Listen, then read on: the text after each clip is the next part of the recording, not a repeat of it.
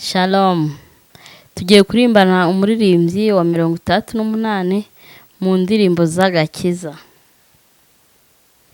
Ntabwo nkwiye kujya niganyira, nibaza uko ejo nzaba merewe, nzajya nibuka yuko ihoraho imenya ibyo byose uko bingana, ifite umutima w'urukundo, kuko iginungisha ibinkwiriye, umunezero n'umubabaro byose abinzaniramwo amahoro.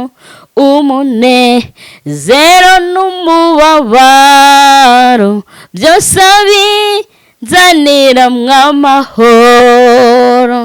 Amba hafi ndetse buri munsi, kandi angerera ubuntu bunkwiye, ajya anyikorerera imitwaro. Niwe data kandi niwe mana, nk'uko uko ajya antunga buri munsi, ajya andamira muri ibyo byose.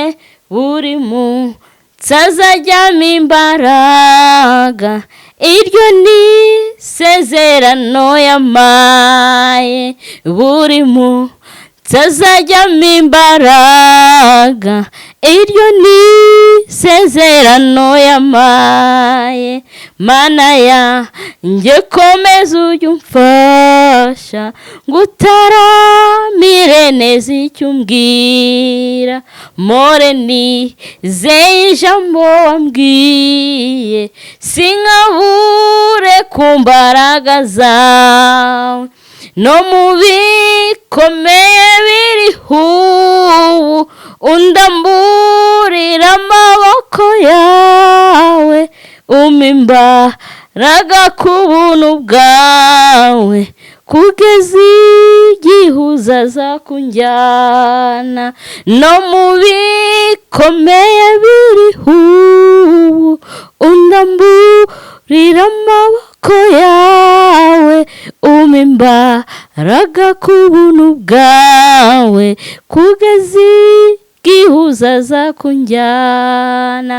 Umpa imbaraga ku buntu bwawe, kugeza igihe uzaza kunjyana.